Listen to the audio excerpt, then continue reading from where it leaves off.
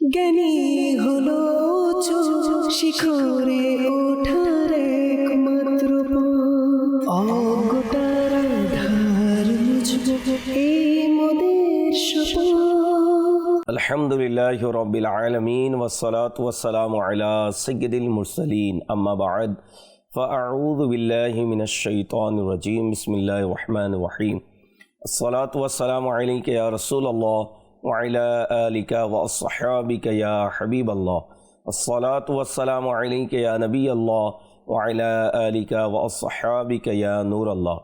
দূরের ও কাছের, দেশের ও প্রবাসের ইসলামী ভাইরা এবং মাদানী চ্যানেলের দর্শকবৃন্দ, মাদানী চ্যানেলের ধারাবাহিক অনুষ্ঠান প্রশ্ন জ্ঞানের চাবি, এই অনুষ্ঠান নিয়ে আবারও একবার আপনাদের মাঝে উপস্থিত হয়েছি। আসুন ভালো ভালো নিয়ত সহকারে আমরা দেখার প্রস্তুতি গ্রহণ করি।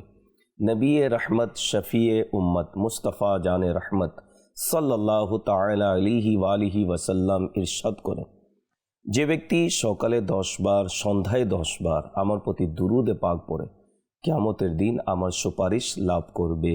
সাল্লু আলাল হাবিব সাল্লাল্লাহু তাআলা আলা মুহাম্মদ সাল্লাল্লাহু আলাইহি ওয়াসাল্লাম। মাদানী চ্যানেলের দর্শকবৃন্দ, প্রশ্ন জ্ঞানের চাবি এই অনুষ্ঠানে আপনারা চাইলে আমাদেরকে কল করে নিজের প্রশ্ন রেকর্ড করিয়ে দিতে পারেন। আলহামদুলিল্লাহ, টিভির স্ক্রিনের নাম্বার দেখানো হচ্ছে, আপনারা কল করে নিজের প্রশ্ন রেকর্ড করিয়ে দিন। ইসলামী বোনেরা আমাদেরকে কল করবেন না, তবে SMS-এর মাধ্যমে আপনারা আমাদেরকে শরীয়তের যে কোনো বিধান জানার জন্য মেসেজ করতে পারেন। সোশ্যাল মিডিয়ার মাধ্যমে যারা দেখছেন, কমেন্টসের মাধ্যমে আপনারা প্রশ্ন পাঠিয়ে দিন। ইনশাআল্লাহুল করিম আপনাদের পক্ষ থেকে আসা প্রশ্ন আমরা বিভিন্ন অনুষ্ঠানে শামিল করব।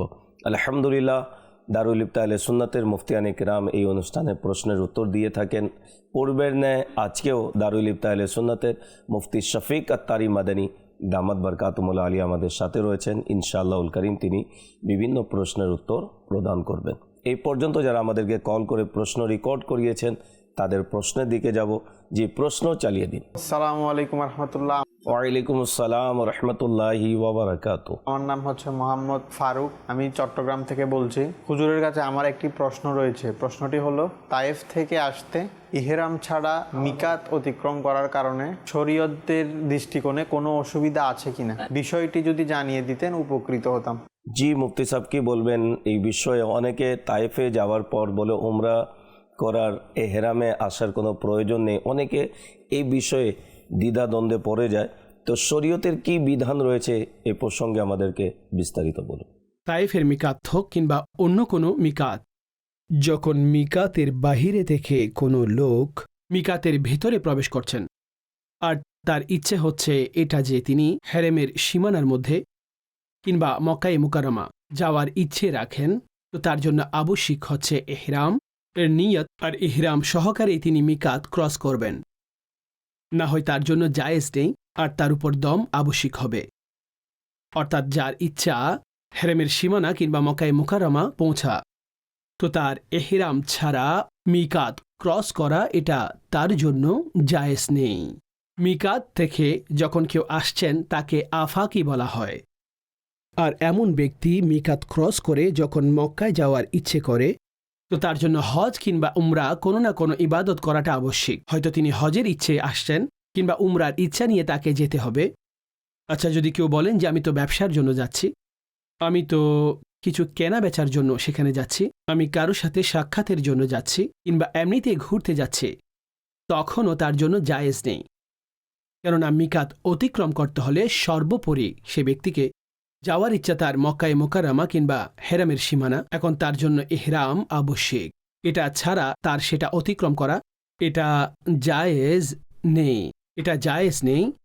যদি কোনো ব্যক্তি ইহরাম ছাড়া মিকাত ক্রস করে নেন এবং তার যেতে হবে মক্কায়ে মুকাররমায়, তার জন্য ওয়াজিব যে সে যেন পুনরায় ফিরে আসে সেই মিকাত থেকে, কিংবা উদাহরণস্বরূপ অন্য কোনো মিকাত থেকে।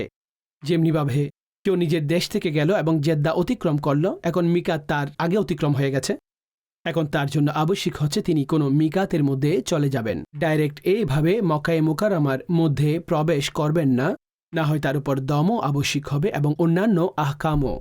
তো আপনি যেটা বলেছেন তায়েফের কথা, তাও তায়েফের ক্ষেত্রে এটা অবশ্যই খেয়াল রাখতে হবে। অনেক লোক সেখানে জিয়ারতের জন্য যান, তো তারা তায়েফে যান। এখন যখন তায়েফের মধ্যে আপনি জিয়ারতের জন্য গিয়েছেন, এখন আপনি পুনরায় আসার সময় আপনার এহরাম আবশ্যিক। ইহরাম এবং অন্যান্য বিষয়াবলীর উপর খেয়াল রাখা আপনার জন্য আবশ্যিক হয়ে যায়। সেগুলো ছাড়া আপনি মক্কায়ে মুকাররমায় পুনরায় আসতে পারবেন না, কেননা আপনার ইচ্ছা পুনরায় মক্কায়ে মুকাররমার মধ্যে আসা। তো হেরেমের সীমানা কিংবা মক্কায়ে মুকাররমায় আসতে হলে আপনাকে সর্বোপরি এহরাম, উমরার এহরাম বেঁধে নিয়তের সাথে আসতে হবে। তো জিয়ারতকারীরা যারা বিশেষ করে জিয়ারতের জন্য সেখানে যান তারাও বিশেষভাবে এই মাসালা খেয়াল রাখবেন। আর অনেক লোক সাধারণভাবে এটাকে মসজিদে আয়েশা কিংবা জিরানার মতো মনে করেন, যে যখনই কেউ মসজিদে আয়েশায় গেলেন কিংবা জিরানার মধ্যে গেলেন, এখন যদি তিনি মক্কায় আসতে চান সেক্ষেত্রে ওনাকে এহরাম বাঁধতে হবে না, কারণ তিনি মিকাত ক্রস করেননি। এখনও তিনি মিকাতের ভেতরে আছেন, যদিও বা হেরামের সীমানার বাহিরে গিয়েছেন, তো আছেন মিকাতের ভিতরে, তো তার জন্য কোনো এহরামের প্রয়োজন নেই। কিন্তু যে ব্যক্তি মিকাত ক্রস করে নেয়, মক্কা থেকে মদিনা শরীফ চলে গেলেন, পুনরায় তাকে মক্কায় আসতে হবে, তখন এহরাম জরুরি। অনুরূপভাবে মক্কায়ে মুকাররমা থেকে কোনো ব্যক্তি তায়েফ গেলেন কিংবা প্রথম থেকে তায়েফ আছেন, সেখান থেকে মক্কায়ে মুকাররমা আসতে হবে, তিনি সর্বোপরি ইহরামের সাথেই প্রবেশ করবেন। ওনার কোনো এহরাম ছাড়াই সেখান থেকে ক্রস করা এটা ওনার জন্য জায়েজ নেই। যদি কেউ ক্রস করে নেয় তাহলে তার জন্য প্রয়োজন হচ্ছে পুনরায় যাবেন, এহরাম করবেন এবং নিয়তের সাথে আসবেন। আর কোনো ব্যক্তি মিকাত তো ক্রস করছেন কিন্তু তার মক্কা যাওয়ার ইচ্ছে নেই, যেমনটা আপনি বললেন যে তায়েফ অতিক্রম করছেন, এখন এমন নয় যে মক্কা যাচ্ছেন কিংবা হেরামের সীমানায়, এখন তার মধ্যখানে কোথাও যাওয়ার ইচ্ছে রয়েছে, আর হেরামের সীমানার আগে আগে কোনো এলাকা আছে তিনি সেখানে যাবেন। যদিও বা আপনি মিকাত ক্রস করে নিয়েছেন, তো কোনো অসুবিধা নেই আপনার জন্য। আর না এর উপরে কোনো ধরনের কোনো দম তার জন্য আবশ্যক হবে, কেননা তিনি মক্কা যাচ্ছেন না, তিনি হেরামের সীমানার দিকে যাচ্ছেন না। এই মাসালাও জেনে রাখা উচিত। এই ধরনের অনেক লোক রয়েছে যে যারা অনেক সময় মিকাত তো ক্রস করে থাকেন, কিন্তু তারা মক্কা কিংবা হেরামের মধ্যে যাচ্ছেন না, তারা মধ্যখানে অন্য কোনো জায়গায় তারা যাচ্ছেন।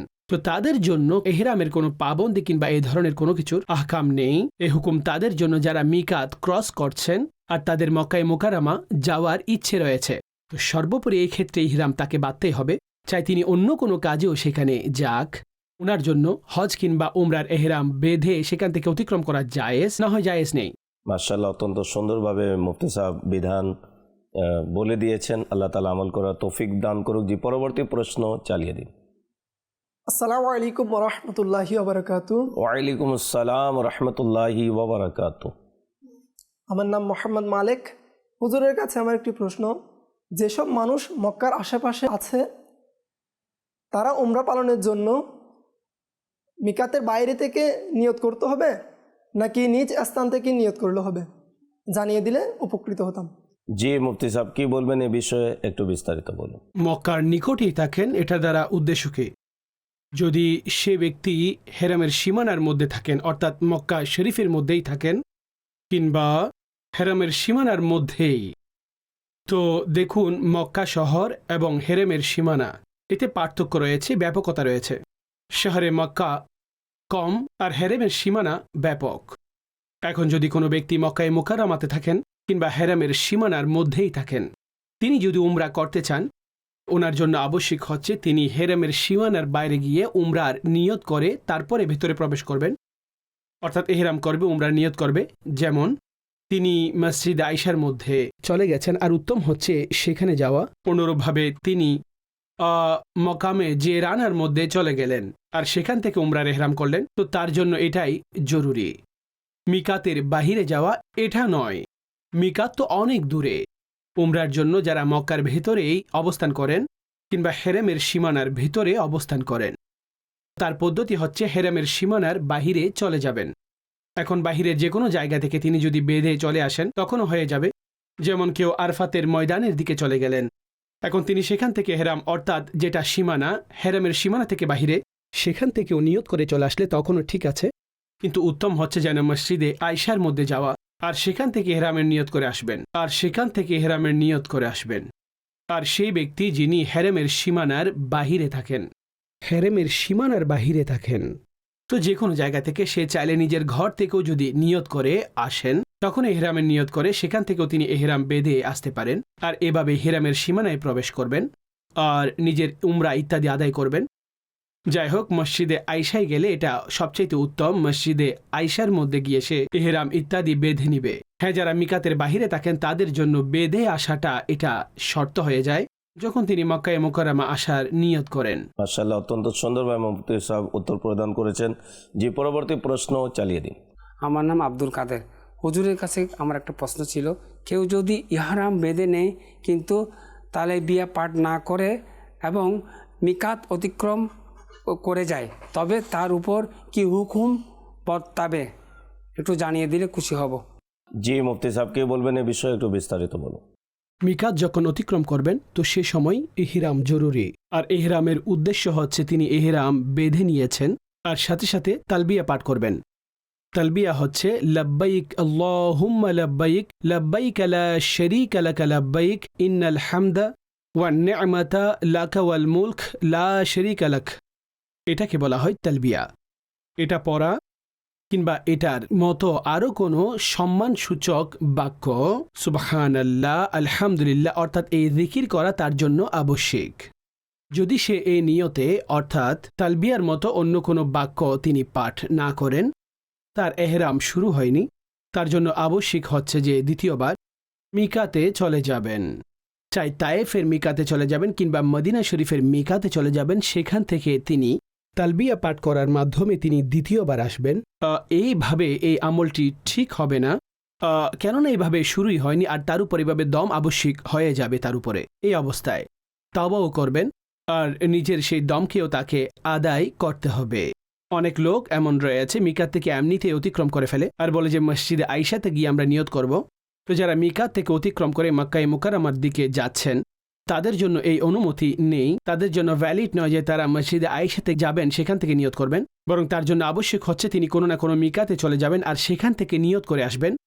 যাই হোক, যদি কেউ এমনটা করে নেই অতপর মসজিদে আয়েশাতে গিয়ে ইহরামের নিয়ত করে তালবিয়া পরে উমরা করে নেয়, উমরা তো আদায় হয়ে যাবে কিন্তু গুনাহগার হয়েছেন আর তার উপর একটি দম আবশ্যিক। দম অর্থাৎ ছাগল কিংবা ছাগি যে কুরবানি করা, এটা তার উপরে আবশ্যিক। আর এটা হেরেমের সীমানায় হবে আর হেরেমের সীমানায় তার কুরবানিও হবে এবং যা তার শর্ত রয়েছে। আর তার মাংস তিনি নিজে খেতে পারবেন না, বরং শরীফ ফকিরদের মাঝে এই মাংসগুলো বন্টন করা তার জন্য ওয়াজিব হয়ে যায়। তো এটা তার উপর দম বলা হয়ে থাকে। তো এই বিষয়গুলো হাজী সাহেবদেরকে খেয়াল রাখতে হবে এবং তাদেরকে নিয়ত করতে হবে। আর নিয়তের সাথে সাথে তালবিয়াও পড়বেন, তখনই আপনার ইহরাম শুরু হবে। না হয় আপনার ইহরাম শুরুই হয়নি। আর বেশিরভাগ ক্ষেত্রে আমাদের এখানে এমনটাই করা হয়, ইহরাম বেঁধে নেন আর মহিলারা নিজেদের হিজাব সরিয়ে নিয়েছেন, নিজেদের চেহারা স্পষ্ট করেছেন আর অনেক জায়গায় নফল ইত্যাদি সহজ হলে সেখানে নফল পরে নিয়েছেন। এখন ইহরামের নিয়ত করেন এবং সাথে তালবিয়া তারা পাঠ করতে থাকেন। তো ঠিক আছে, তালবিয়া পাঠ করেছেন, তো এইভাবে ইহরাম আপনার শুরু হয়ে যাবে। কিন্তু অনেক সময় ভুলেও যান। আচ্ছা, পুরুষদের মধ্যে কেউ না কেউ পড়ান এবং পাঠও করেন, মানুষকে দেখা দেখিতে মহিলারা অনেক সময় ভুল করে বসেন। এটা শেখানো হয় মসজিদে আয়েশার মধ্যেও যদি যান নফল পড়ার জন্য নিয়ত করার জন্য, তো মহিলারা সেখান থেকে এভাবে বাহিরে বের হয়ে যান, নফল পরে নিয়েছেন, নিয়ত করেছেন, তালবিয়া পাঠ করেননি। তো এইভাবে ইহরাম আপনার শুরু হবে না। তালবিয়া পড়তে হবে, এতটুকু আওয়াজে পড়বেন যে নিজের কানে শুনতে হবে। তালবিয়া লাব্বাইক আল্লাহুম্মা লাব্বাইক এটা পড়বেন কিংবা এটার অনুরূপ কোনো একটি যে কোনো অর্থাৎ সুবহানাল্লাহ, আলহামদুলিল্লাহ এই ধরনের বাক্য পড়বেন। এর মাধ্যমে আপনার তালবিয়া পরিপূর্ণ হয়ে যাবে। উত্তম হচ্ছে এই বাক্যগুলোই ভালোভাবে মুখস্থ করুন এবং এগুলোই পাঠ করতে থাকুন, যাতে আমাদের হজের এই আহকাম সমূহ এগুলো আমরা শিখে যাব আর সে অনুযায়ী আমাদের এই সমস্ত কিছু হজ আমরা আদায় করব। মাশাআল্লাহ, অত্যন্ত সুন্দরভাবে মুফতি সাহেব উত্তর প্রদান করেছেন। মাদানী চ্যানেলের দর্শকবৃন্দ, আপনারা দেখছেন অনুষ্ঠান প্রশ্ন জ্ঞানের চাবি। এই অনুষ্ঠানে আপনারা চাইলে আমাদেরকে কল করে নিজের প্রশ্ন রেকর্ড করিয়ে দিতে পারেন। এসএমএসের মাধ্যমে আপনারা চাইলে আমাদেরকে এসএমএসের মাধ্যমেও প্রশ্ন করতে পারেন। ইনশাআল্লাহুল করিম আপনাদের পক্ষ থেকে আসা প্রশ্ন আমরা অনুষ্ঠানে শামিল করব। আমাদের সাথে মুফতি শফিক আত্তারি মাদানী দামাত বরকাতুল আলিয়া রয়েছেন, বিভিন্ন প্রশ্নের উত্তর হুজুর প্রদান করে থাকেন। আপনাদের কিছু কল রয়েছে হাতে, আমরা কলের দিকে যাব। জি, কল চালিয়ে দিন। আসসালামু আলাইকুম রহমতুল্লাহ। ওয়ালাইকুম আসসালাম রহমতুল্লাহি ওয়া বারাকাতুহু। মুফতি সাহেবের কাছে আমার প্রশ্ন, যখন ইহরাম বাঁধার সময় আসে আর ওই সময়টা যদি মাকরু সময় হয়, তাহলে কি ইহরাম এর নফল আদায় করা যাবে? জানিয়ে দিলে উপকৃত হতাম। জি, মুফতি সাহেব কি বলবেন এ বিষয়ে একটু বিস্তারিত বলুন। মাকরু সময়ে আপনি ইহরামের নফল নামাজ পড়তে পারবেন না। ইহরামের নফল তখন পড়তে পারবেন যখন নফল পড়াটা জায়েজ রয়েছে। যে সমস্ত সময়ে নফল পড়াটা নিষেধ রয়েছে, তো সেই সময় আপনি এহরামের নফল পড়বেন না। যদি সেই সময়ের ব্যাপকতা থাকে, সেখানে সবাই রয়েছেন, কাফেলা রয়েছেন, তো যখন মাকরু সময় শেষ হবে আপনি সে সময় পড়ে নিন। আর যদি সুযোগ না থাকে, সেখান থেকে যেতেই হয়, তো আপনার এহরাম সেই মিকাতে আপনি বেঁধে নিন এবং নিয়ত করে নিন। নিয়ত আবশ্যিক, যে এহরামের নিয়ত আপনি করে নিয়েছেন আর আপনি তালবিয়াও পাঠ করেছেন, তো আপনার এহরাম হয়ে যাবে। নফল পড়া সেই ওয়াজিবগুলোর অন্তর্ভুক্ত নয়, যদিও বা পড়াটা উত্তম। আর যদি কোনো এমন সুযোগ না থাকে, মাকরু সময়ও না থাকে, এমন কিছু না হয়, তখন আপনি নফলও পড়ে নিন। নিয়ত করুন আমি রাসূলুল্লাহ আলাইহিস সালামের অনুসরণ করে এহরামের নিয়ত করে 2 রাকাত এই নফল নামাজ আমি আদায় করছি, এটা উত্তম আমল।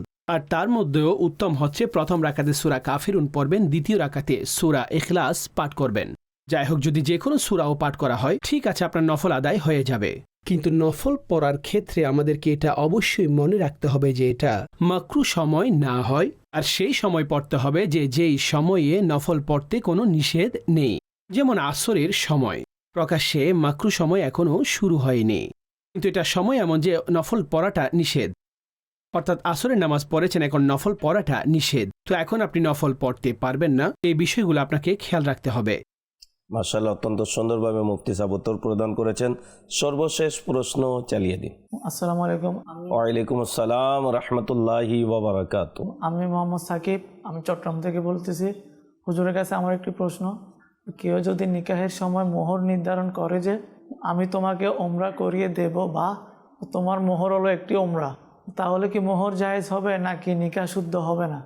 জানিয়ে দিলে উপকৃত হব। জি, মুফতি সাহেব কি বলবেন এ বিষয়ে একটু বিস্তারিত বলুন।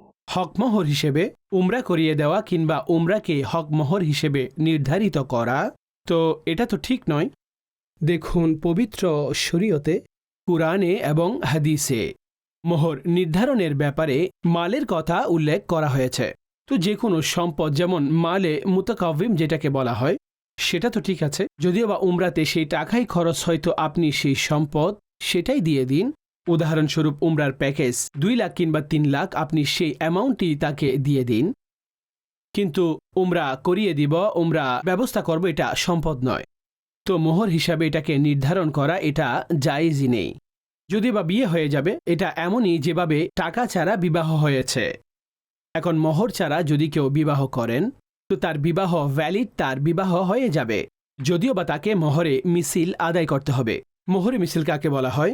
অর্থাৎ তিনি যার কন্যা হবেন, পিতা যিনি, এখন ওনার বংশের নারীদের যে মোহর নির্ধারণ করা হয়, এভাবেও বলা যায় যে যেমন ওনার বোনের কিংবা ওনার ফুফির যে মোহর নির্ধারণ হয়েছিল, সেই অনুযায়ী এই মহিলারও মোহর নির্ধারিত হবে। আর উমরা কিংবা হজ, এগুলোকে এই মোহর হিসেবে উল্লেখ করা কিংবা মোহর হিসেবে নির্ধারণ করা, এটা সঠিক আমল নয়। যাই হোক, তোমাকে করিয়ে দিব, তো ঠিক আছে, করানো উচিত, ভালো নিয়ত। হজ করিয়ে দিব, উমরা করিয়ে দিব, করিয়ে দিন, ঠিক আছে, ভালো নিয়ত। আর যে নিয়ত করেছেন সেটা পূর্ণ করুন। কিন্তু যেটা মোহর, সেটা জিম্মায় আবশ্যিক থেকে যাবে, অতঃপর সেটা মোহরে মিছিল তার জিম্মায় সেটা আবশ্যিক হয়ে যাবে। মাশাআল্লাহ, অত্যন্ত সুন্দরভাবে মুফতি সাহেব উত্তর প্রদান করেছেন। মাদানী চ্যানেলের দর্শকবৃন্দ, যারাই আমাদেরকে প্রশ্ন পাঠিয়েছেন, যারা এই অনুষ্ঠান দেখেছেন, আমাদেরকে উৎসাহিত করেছেন, আল্লাহ তাবারক ওয়া তাআলা আপনাদের প্রত্যেককে বরকত দান করুক। মাশাআল্লাহ, অত্যন্ত সুন্দরভাবে আমরা হজের বিধান, উমরার বিধান, এহরামের বিধান সম্পর্কে আজকের এই পর্বে শুনেছি। আল্লাহ তাবারক ওয়া তাআলা আমাদেরকে ইলমে দ্বীন অর্জন করার তৌফিক দান করুক, শরীয়তের বিধানকে অনুসরণ করে হজ উমরা করার আল্লাহ তৌফিক দান করুক। পরবর্তী অনুষ্ঠান দেখার আমন্ত্রণ জানিয়ে বিদায় নিচ্ছি। সাল্লু আলাল হাবিব সাল্লাল্লাহু তাআলা আলা মুহাম্মদ সাল্লাল্লাহু আলাইহি ওয়াসাল্লাম। জ্ঞানী হলো শিখরে ওঠার একমাত্র